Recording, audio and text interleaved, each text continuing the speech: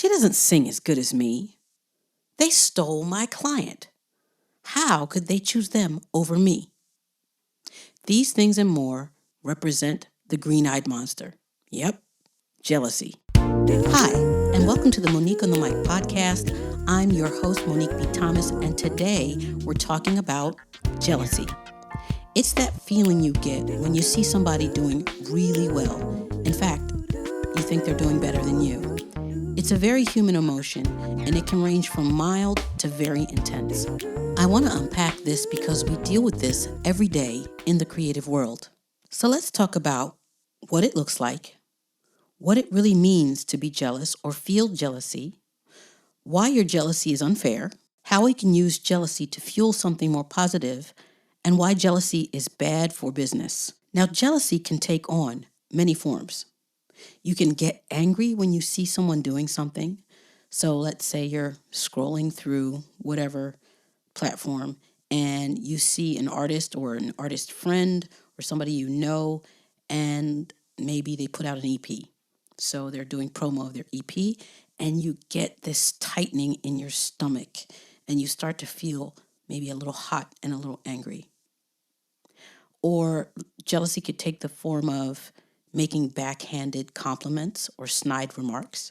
So, somebody might say something nice, and then you'll see something that seemingly is a joke, but in fact it's not so nice, and it's kind of pulling that person down. If you find yourself becoming overly critical of something that someone does, so every time that person does something, you have something negative to say, that's jealousy. Another way of saying it is just being a hater. No matter what that person does and no matter how hard they work and how high they rise, you never have anything nice to say. Sometimes jealousy is silent, and just because you don't say anything, you think it's okay, but what you're really doing is just not supporting them at all. So you won't go see their shows, you won't like their posts, you won't share their posts, you just kind of pretend like they don't exist, but that's jealousy too. Or you might take things that extra step and you might actually sabotage somebody that you're jealous of. So you might do things to make them look bad, speak poorly of them to people that are important to their careers or important to them in general, trip them down the stairs. I've heard some horrible things in the opera world. I'm going to assume that if you listen to this podcast, you're probably a decent human being, so you haven't gone that far. Let's hope not. But in any case, jealousy can take on different forms, and just because you're not actively saying or doing something doesn't mean you're not being jealous. Now, I'm going to be transparent here. As a human, a living, breathing human, I've had jealous moments. I've had those moments where I felt like things were unfair or somebody was doing something that was destined for me. I guess the truth is it wasn't destined for me, because if it was, well, I'd be doing it. I tend to believe in karma. I believe in good karma and, let's say, negative karma. So what you do comes back to you. Now, on the surface, jealousy is simply someone else having what you want. It is the fear that if someone else has it, then you can't have it, which really comes down to a scarcity mindset. That means that you feel that things are finite in the world and it's just too small for all of us to have what we want. It's also what we could call a zero-sum mindset. So that means if they win, I lose. Or if I win, they lose. I don't get into that. This planet is wide and it's big, and the opportunities that exist are many. It's also the fear of not being good enough. So you see what they're doing and you're feeling like, I'll never measure up. But what if that's not the goal? What if the goal is not that you measure up to someone else? What if the goal is simply that you aspire to be the best person you can be, and it's not better or worse than somebody else? It's simply different. Now, don't get all mad at me. I know this probably sounds a little hokey, because let's say if this year you wanted to win a Grammy or some other award, there might be only one that year. However, just because you didn't get the Grammy doesn't mean you won't get other opportunities. So the question really is, are you really wanting the Grammy, Or are you wanting the opportunities that a Grammy might afford you? Because if it's the opportunities, well, then you might be able to get them some other way. And effectively, a Grammy might be finite. There's a possibility, not everybody can get a Grammy, but that doesn't mean that everybody can't have a decent career. It's all really going to come down to how you define success. And luckily, because we are very different and unique in how we define success, there's a little bit for everybody to go around. Has it occurred to you that your jealousy might even be unfair or unfounded? See, you might be looking at the perceived benefits of what that person's doing. And I say perceived because everything that glitters ain't gold. You see what you see on Instagram or on TikTok, and you see this beautiful life, but behind that, you don't know what somebody might be dealing with. So let me give you an example. You might find out that somebody maybe somebody you grew up with, just got a record deal. And all you hear is record deal. And you're thinking, oh, I wanted a record deal. Well, there's record deals and there's record deals. If you're getting a 360 record deal or something like that, that might not be the record deal that you really want. Some record deals are literally bondage. I mean, you're working for little or nothing, and the record company takes everything, most of everything. So they own you, and they own the work that you do, even some of the work that comes outside of actual recording music. So, again, if you're looking at what you see, that might just be the tip of the iceberg. You don't know what's going on underneath. Also, by thinking that somebody should choose you over everybody else, I mean, isn't it a little delusional to think that 8 billion people should just only choose you? How does that sound? I mean, that sounds weird, just choose me because I'm me. No, that it doesn't work that way, because all of these people on the planet, they have their wants and likes and needs too. But I think the most unfair thing about being jealous of something or someone is that you lack context. You have no idea what a person may have gone through, or how much work they put in, or what they sacrificed to get to where they got. You don't know. So it could be safe to say that they might actually deserve what they're getting. They may have, let's say, cut themselves off from the world for 6 months to a year or more and worked every single day. What if they went through 20 phone calls a day and 50 emails every single day, getting rejection after rejection after rejection, and they just kept going and kept going and kept going. They had audacity and they just wouldn't give up. Would you be willing to go through those things?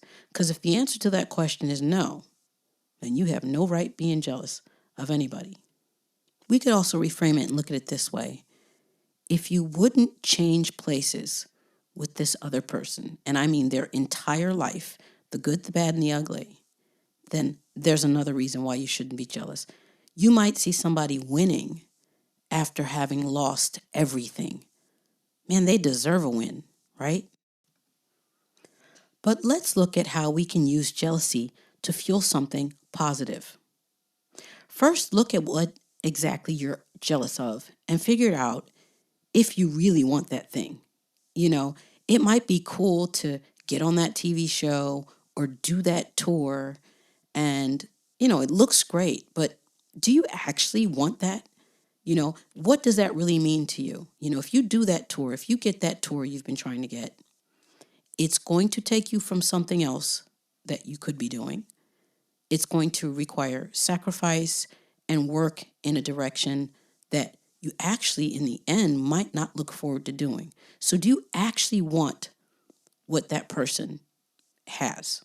So if you've answered yes to that question, yes, I absolutely want what that person has or what they've achieved, ask yourself this question. Have you done everything in your power to achieve or obtain what they have? And I mean everything, relentlessly. And most of the times, the answer to that question is no. You haven't put in the work. You haven't done what that person has, so then again, you can't really be jealous. But what you can do is get to work. There's absolutely nothing wrong with saying, hey, I really want something. And if in the bottom of your soul you really want that thing, then you will do what's necessary. That means learning the necessary skills, getting in touch with the necessary people, move if you have to, whatever it requires. If that's what you really want, you will stop at nothing, and soon you too will be the envy of somebody else. One other way I think you can use jealousy for growth is realizing that when you're jealous, you have some personal work to do. It means there's a bit of growing up to do. Let's just be honest. Because when you're focusing on your craft, when you are going inward and trying to become better at what you do, you're really not thinking about what others are doing. So the fact that you're focusing on someone else lets you know you're not focusing enough on you. The last major point that I want to make about jealousy is that it's really bad for business. It's bad for the artistic community at large. You see, as long as artists have a tendency to be jealous, they can be controlled and manipulated. Jealousy allows for the idea of competition to continue, when the truth is we can enjoy more than one piece of art equally. Remember that so-called rivalry between Whitney and Mariah? I mean, at the end of the day, couldn't we just enjoy both? That's a marketing ploy, and I think it worked.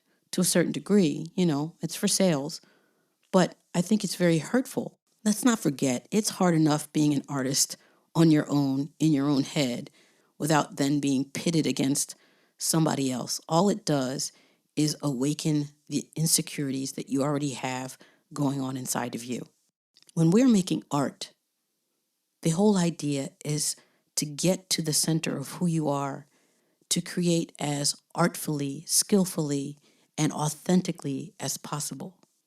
How do you do that if you're trying to use your skill to one-up somebody else or beat out somebody else?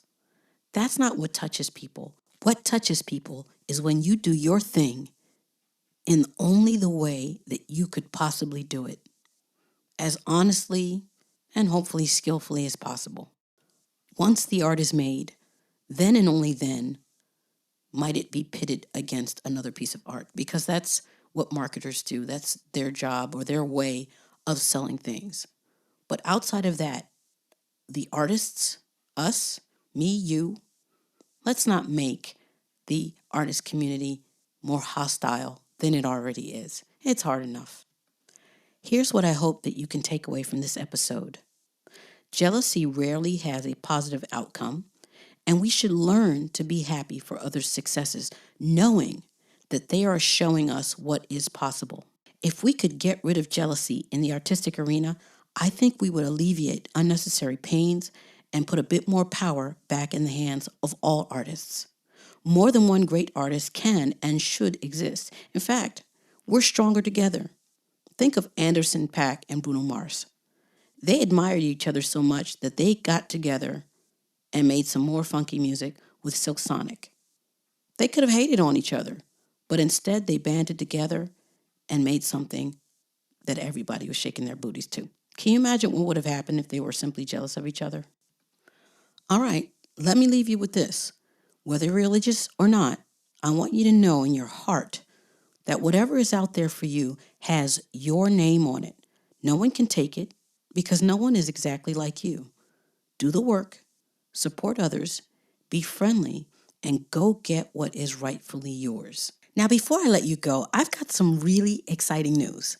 I know that many of you listening to this podcast are either aspiring recording artists or are already recording.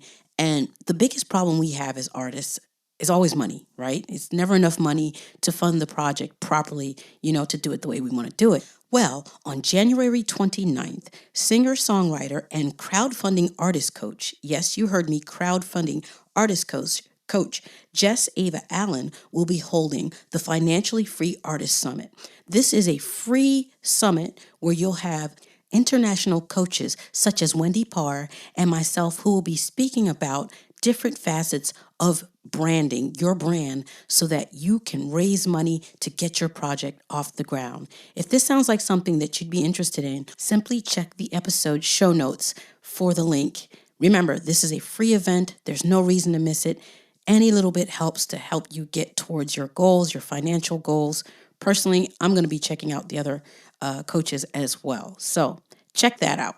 Now, I hope you're enjoying this podcast. I'm at my 10th episode. I'm doing the best I can. Listen, I'd appreciate you sharing this with a friend who you think might enjoy it, and that would be helpful to me. Don't be jealous. Share, help, support. Thank you so much for listening.